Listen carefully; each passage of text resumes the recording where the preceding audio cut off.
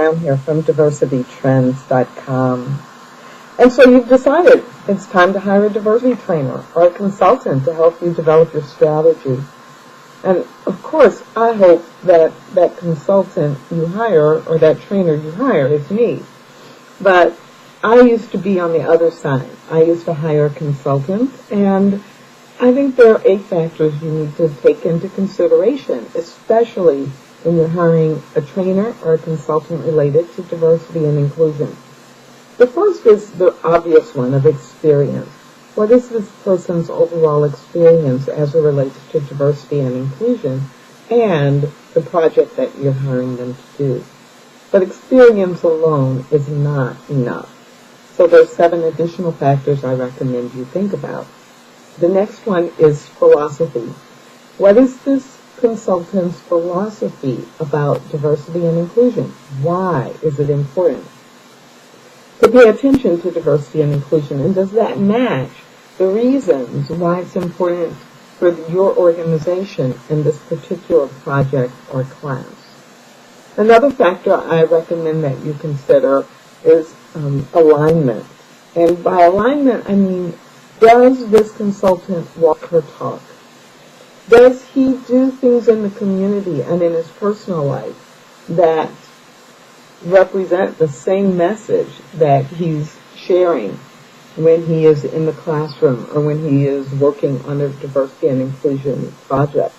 You'd be surprised at how many people work on diversity and inclusion, but when they leave the classroom or they leave their client's office, their exposure in an ongoing way to diversity and inclusion is quite limited.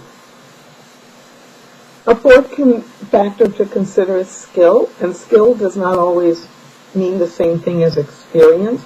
So really ask, what skills do we need for this project or for this class? Do you need someone who is really skilled at designing curriculum as well as delivering it?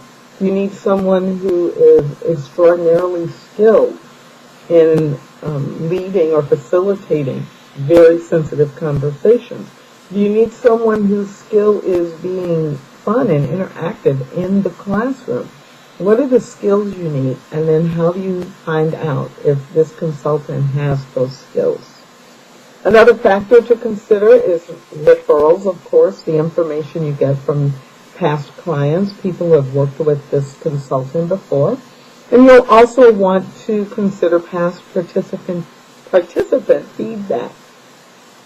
Now be careful with that, because often with the topic of diversity and inclusion, participant feedback might be lower than what you might be used to seeing in other types of classes.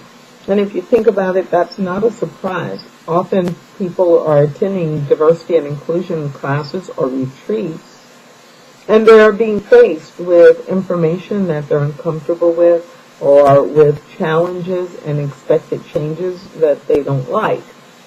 Still, you should be able to see a pattern or a trend that results from looking at participant feedback, or when you're checking referrals, asking about participant feedback. Another factor to keep in mind would be targeting your audience. Who is your target audience? And is this consultant a good match for that target audience? And the 8th factor I think you want to think about is, does this consultant fit with your culture? Now be a little careful here as well. I'm not saying pick someone who matches your primary demographic necessarily.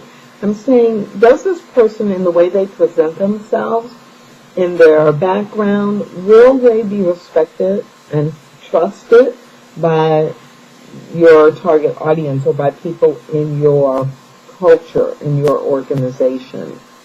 So those are 8 factors to keep in mind. There's an article on our website that summarizes those 8 factors and also gives you 8 really good questions that you might want to ask when you're interviewing a diversity consultant. So visit our website, DiversityTrends.com, look at the meeting planners page, and you'll find that article. If I can be of any help to you, please don't hesitate to email me at Tracy, Tracy, @DiversityTrends.com. Tracy